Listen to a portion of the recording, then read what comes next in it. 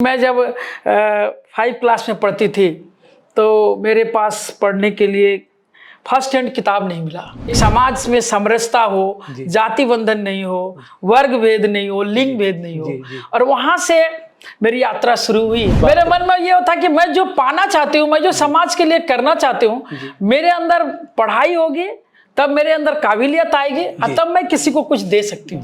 जो घटनाएं मैं देखती हूँ तो आज भी मुझे यह लगता है कि महिलाओं को अभी और मेहनत करने की जरूरत है।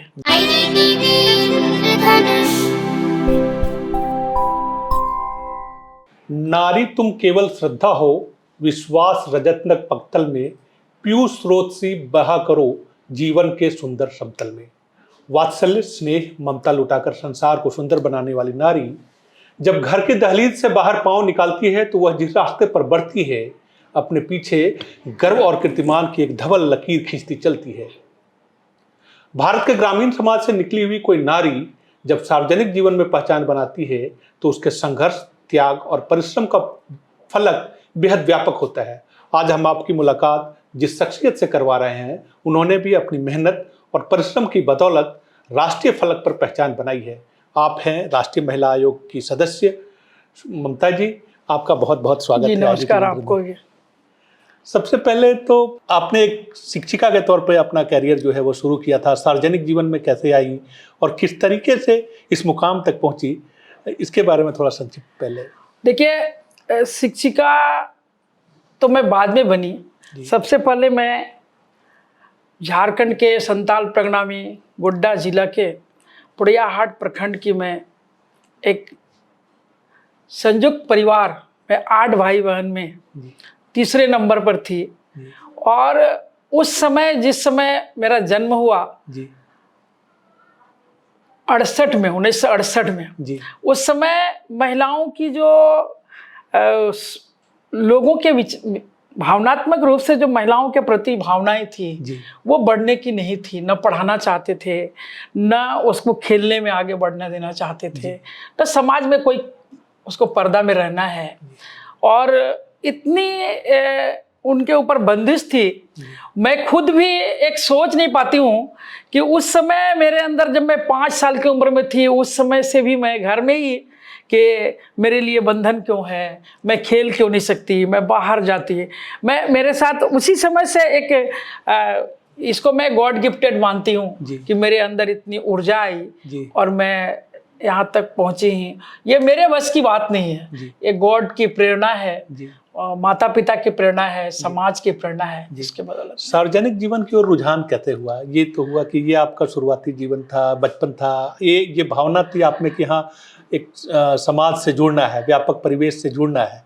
असल में सार्वजनिक जीवन में आप अपनी जो यात्रा है उसकी शुरुआत कहाँ से मानती हैं? कि देखिए भैया, कुछ तो पारिवारिक जिन से होता है ऐसी चीजें, लेकिन मेरे अंदर जो बातें आई कि मैं सामाजिक जीवन में जो पहली कदम रखने का सोच की कि मैं जब 5 क्लास में पढ़ती थी तो मेरे पास पढ़ने के लिए फर्स्ट हैंड किताब नहीं मिला। अच्छा। आधे दाम में, उस समय तो एक ही वही किताब चलता था, तो मैं आधे दाम में दूसरे से लेती थी, उनके साथ दोस्ती करती थी। जिनके किताब अच्छे थे उनके पास आधे दाम में मैं खरीदती थी।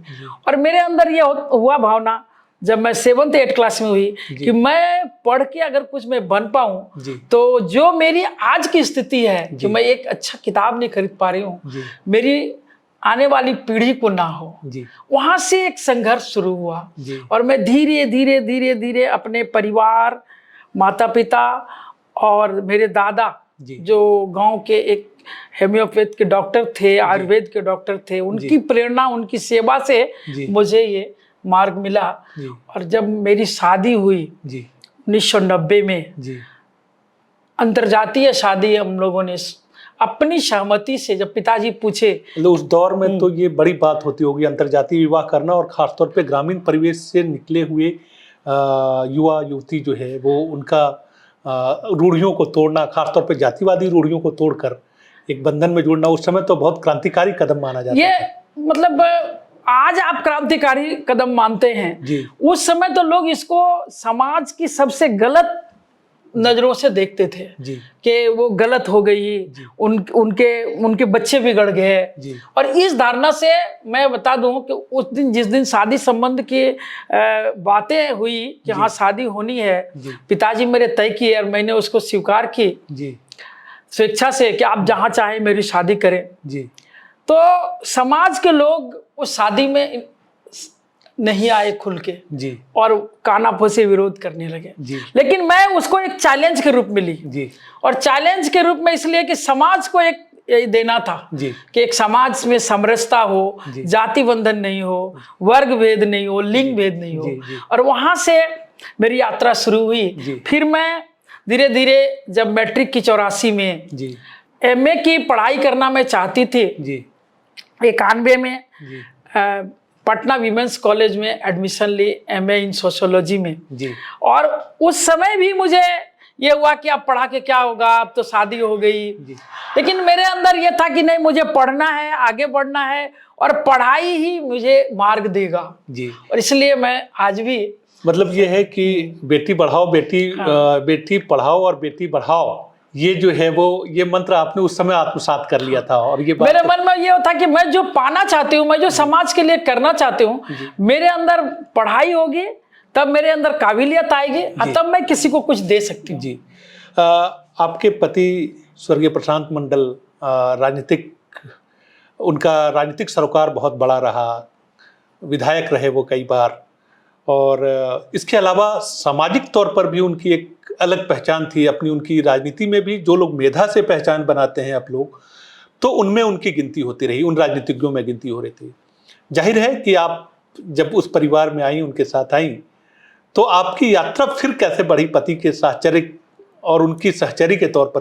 देखिए, मैं आज जो कुछ भी हूँ उसमें लोग कहते हैं कि महिलाओं कोई बढ़ता है तो महिलाओं का हाथ होता है, लेकिन मैं आपको बता दूं, मेरे जीवन में मेरे जीवन साथी का जो रोल है मुझे आगे बढ़ाने में, वो कहीं भी जाते थे, चाहे वो कोई दुख पड़ गया है, कहीं पर फ्लड आ गया है, कहीं पर आगजनी हो गया है गांव में भी, तो मुझे भी ले जाते थे। और इसका ये कहीं पर कोई घटना हो गई है, कोई हॉस्पिटल में एक्सीडेंट हो गया, चलो साथ में चलना है। और ये साथ में चलने का जो उन्होंने प्रेरणा दिया, तब क्या हुआ कि मुझे सीखने का, समझने का, काम करने का, उनके पहले मेरी ये लगाव उतनी नहीं थी जितना मुझे शादी के बाद। और आदरणीय मेरे जिनको मैं अपने जीवन का मालिक कहती हूँ लोग, मैं बहुत श्रद्धा से उनको मालिक शब्द से आज भी पुकारती हूँ कि उन्होंने मुझे जो मिल्कियत दी है इतनी बड़ी, आज मैं जहाँ पर भी, वो 10 साल पहले ही बोलते थे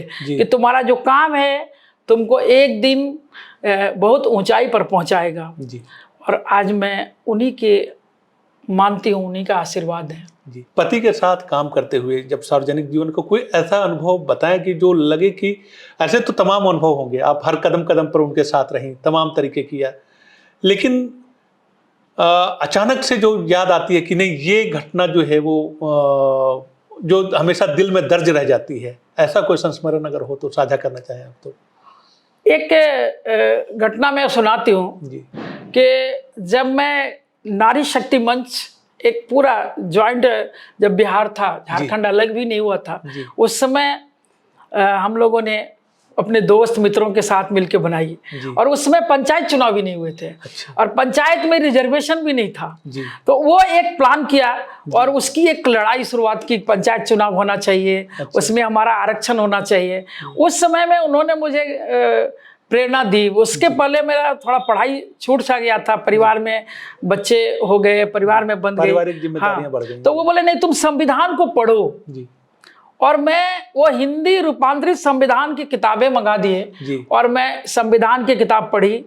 और उसके साथ साथ जयप्रकाश नारायण का आंदोलन हो, चाहे आप विवेकानंद की जीवनी हो, अंबेडकर की जीवनी हो, राम मनोहर लोहिया जी की जीवनी हो, ये सब पढ़ने के लिए वो किताब मुझे मंगा दिए। वो मेरे जीवन की एक प्रेरणादायक पंथ है। महिलाओं की तमाम समस्याओं से आप रूबरू हुई, लेकिन राष्ट्रीय फलक पे जब आप राष्ट्रीय महिला आयोग की सदस्य हैं और उस नाते आप जब पूरे देश की महिलाओं की समस्याएं देखती हैं, एक साथ उनका सामना होता है उनसे, तो भारतीय नारी समाज के प्रति कौन सी ऐसी बात है जो आपको लगता है कि इस चुनौती को सबसे पहले एड्रेस किया जाना चाहिए?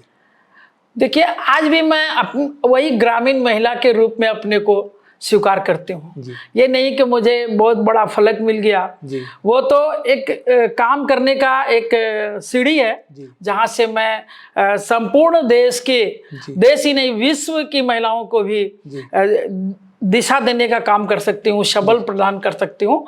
लेकिन आज भी वही भाव है मेरा काम करने का।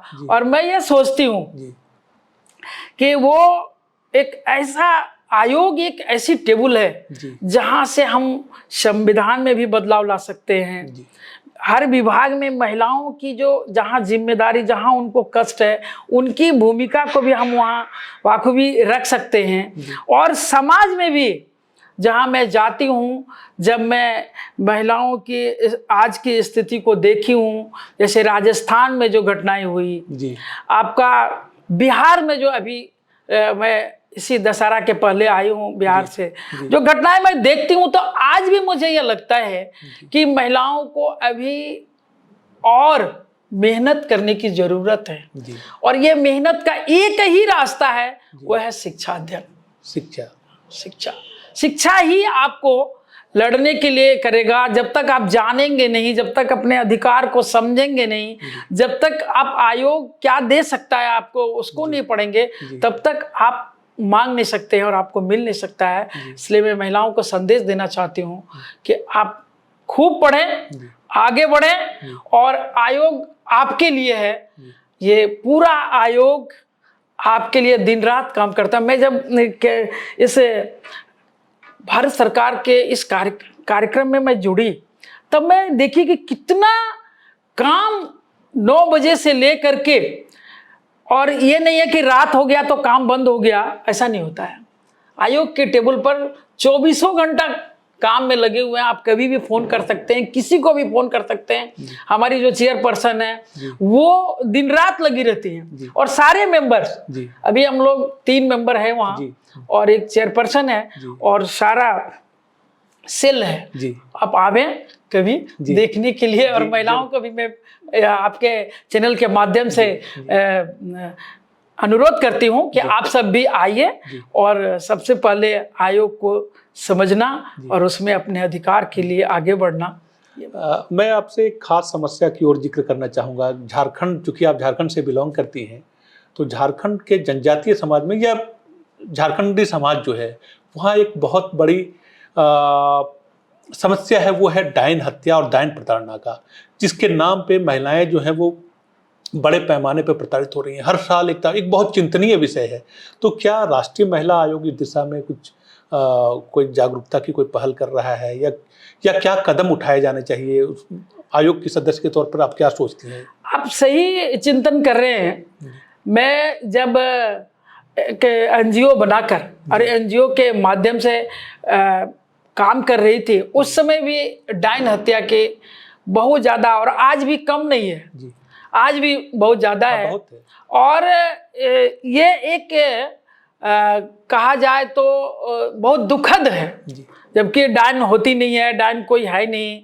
और इसको कम करने के लिए सरकार को जो पहल करना चाहिए। जब मैं आयोग में गई तो आयोग के 2 महीने हुए ही थे कि मैं एक पत्र लिखी, और पत्र के माध्यम से मैंने मांग की कि 1 साल का मुझे डाटा चाहिए झारखंड सरकार से कि कितनी महिलाएं डायन हत्या से मारी गई। 1 साल का 22-23 का ही हमको दे दीजिए।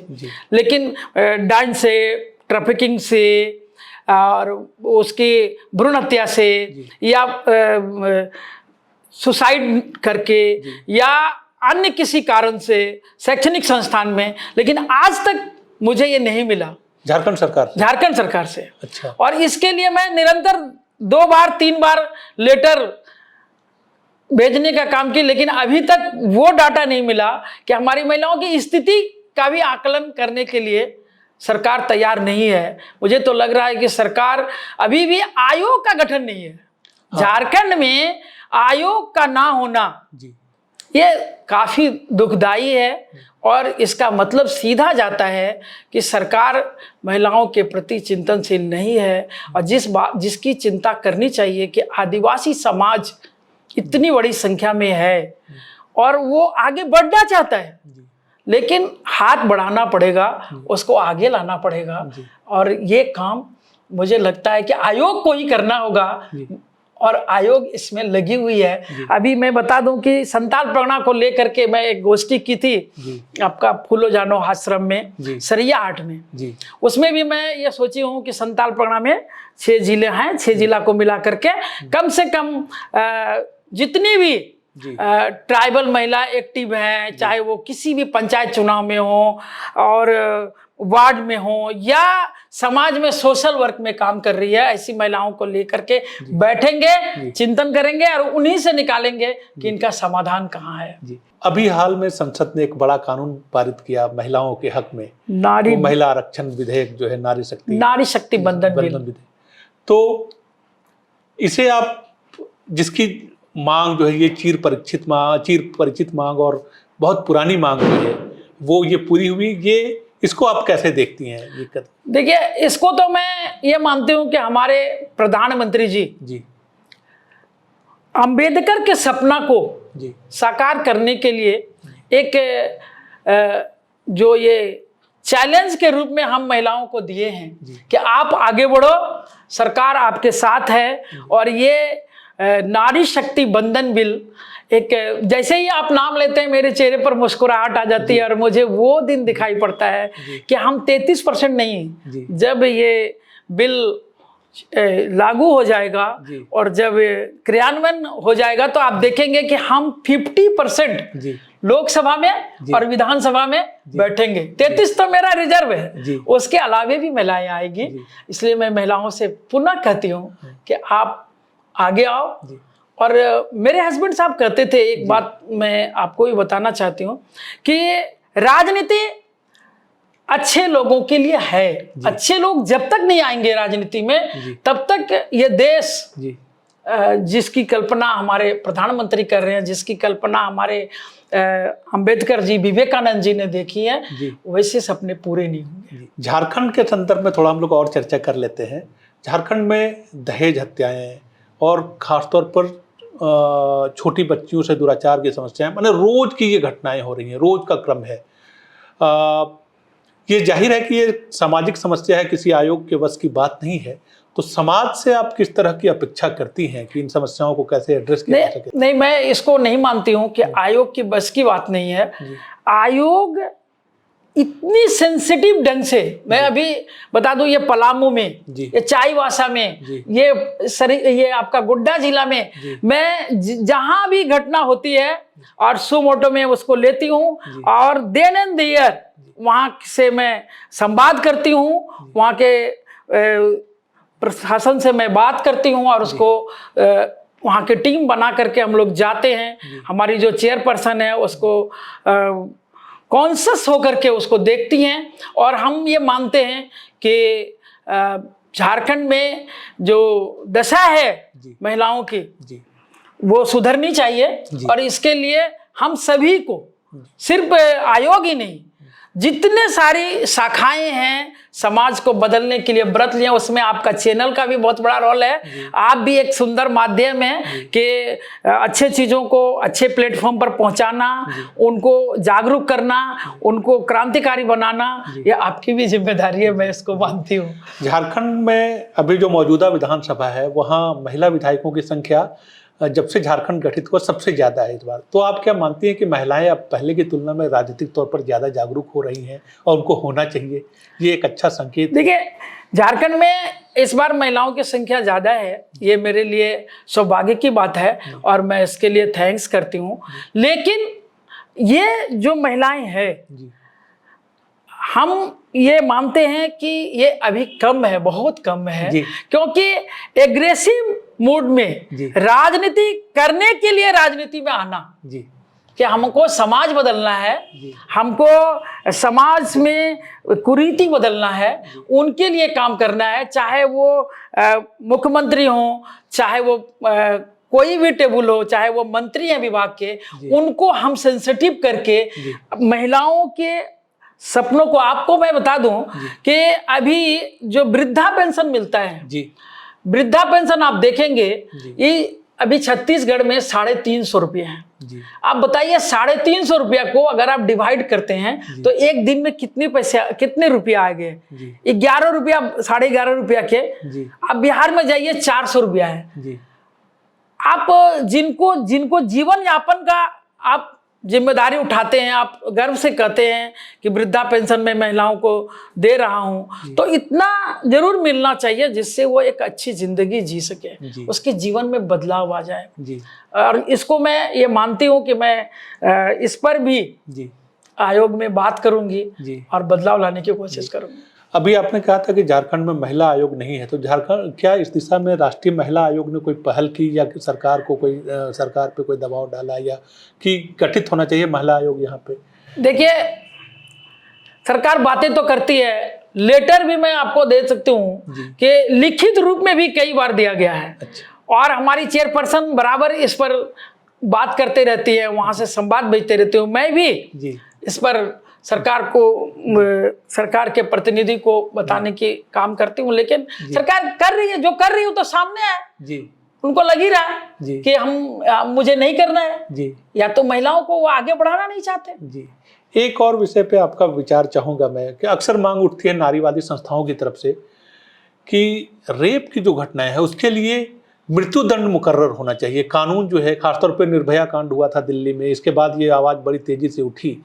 आपका क्या मानना है आयोग के सदस्य के तौर पर कि कानून और सख्त होने चाहिए? आयोग के सदस्य के तौर पर तो मैं नहीं बताऊंगी, लेकिन व्यक्तिगत तौर पर जब मुझसे पूछेंगे एक समाज के नेत्री के रूप में, तो मैं बता सकती हूँ कि जब हम लोग बैठे थे और इस पर चर्चा कर रहे थे गांव में, उस समय भी हम लोग चिंतन कर रहे थे कि जब तक भय नहीं होगा तब तक ये रुकेगा नहीं। एक तो समाज में अवेयरनेस लाना होगा, शिक्षा लानी होगी, और दूसरा भय भी लाना होगा, और वो है कानून के रास्ते से भयभीत होना। खाली कानून बना देने से नहीं होगा, उसकी इम्प्लीमेंट कैसे करा रहे हैं वो भी जिम्मेदारी है। अक्सर पुरुष समाज को नारियों के दुश्मन के तौर पर देखा जाता है, खासतौर पर जब शोषण अत्याचार की घटनाएं होती हैं। आपका क्या अनुभव है? आपको क्या लगता है कि? मैं नहीं मानती हूँ कि पुरुष वर्ग दुश्मन है। अगर पुरुष ना साथ दे, मैं मानती हूँ एक भी महिलाएं आगे नहीं निकलेगी। आज हमारे प्रधानमंत्री जी नारी शक्ति बंधन बिल पास किए हैं, और वो कि आप क्या मानेंगे? एक जिस भी स्टेट से जहाँ के महिलाओं को आगे बढ़ाने की योजनाएं चल रही है, आप देखेंगे तो उससे क्या मानेंगे? हम नहीं मानते मैं कि पुरुष तो कंधे से कंधे मिला करके काम करना चाहते हैं, आगे बढ़ाना चाहते हैं। रचना तो तभी होगी कि जब पुरुष और स्त्री साथ में साथ कदम। आज बदलाव हुआ है, आज लोग बेटी और बेटा में थोड़ी सी अंतर हुई है, लेकिन अभी भी सुदूर गांव में दिक्कत है। और उसके दिक्कत के जड़ में मैं एक छोटा सा अनुभव आपको बता दूं अपने जीवन का। मैं एक स्कूल चलाती हूँ, वीणा भारती आवासीय विद्यालय। उसमें एक आदिवासी अभिभावक थे, वो अपने 3 बच्चों को पढ़ा रहे थे। 2 लड़का था, 1 लड़की थी। और एक समय आया कि उनके पास आर्थिक दिक्कत हो गई, उनके पास इतने पैसे नहीं थे कि वो तीनों बच्चे के लिए वहां पर पढ़ाई लिखाई का खर्च दे सकें। मात्र 2000 रुपये में मैं उस संस्थान में खाना से लेकर के खाना, किताब, ड्रेस, कपड़ा, पढ़ाई लिखाई सारा देती हूँ। अच्छा। वो एक वेलफेयर टाइप से वो स्कूल चलाते थे, और वो भी उस समय मैं उनसे 1500 रुपया लेती थी। तो वो एक दिन आए, बोले दीदी मैं इतना पैसा नहीं दे पाऊंगा। तो अचानक मेरे मुंह से निकल गया कि ऐसा करिए कि लड़का को रहने दीजिए। तो बोले क्या कि आप जानते हैं दीदी, हमारे समाज में लड़का को जमीन का हक होता है, लड़की को जमीन का हक नहीं होता है। कम से कम इसको पढ़ा देंगे ना, वो तो मेरा जमीन ले लेगा। और वो देखिए मेरे लिए आज भी उदाहरण है, आज 20 साल पहले की बात है ये, आज भी मेरे हृदय में वो बैठ गया। उन्होंने बेटी को इंग्लिश मीडियम में पढ़ाने के लिए रखा, और ये दोनों बच्चों को बोले घर से आना जाना करके ये पढ़ लेगा, कम पैसा लगेगा, 300 रुपये में घर से पढ़ेगा, और मतलब बेटी के प्रति जो आज भी आदिवासी समाज में सोच है। हाँ, आदिवासियों में तो स्थिति बेहतर है, खासतौर पे लिंगानुपात। दहेज नहीं है। हाँ, लिंगानुपात भी देखिए, और लिंगानुपात साथ क्या मिलके बेहतर है। त्योहार में, जी।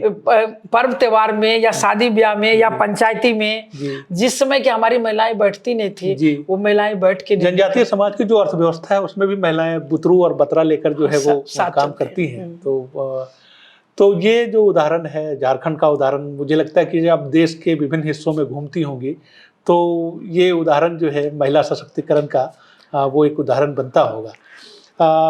आप स्टूडियो में आई और आपने इतना वक्त दिया, आपका बहुत बहुत आभार। आपसे भी मिलके मुझे बहुत अच्छा लगा। मैं पहली बार इस शूट में आई हूँ और मैं जब भी रांची आऊंगे आपके बीच बैठ करके हम लोग चिंतन करेंगे। और आपको बहुत बहुत धन्यवाद, आपके संपूर्ण टीम को धन्यवाद।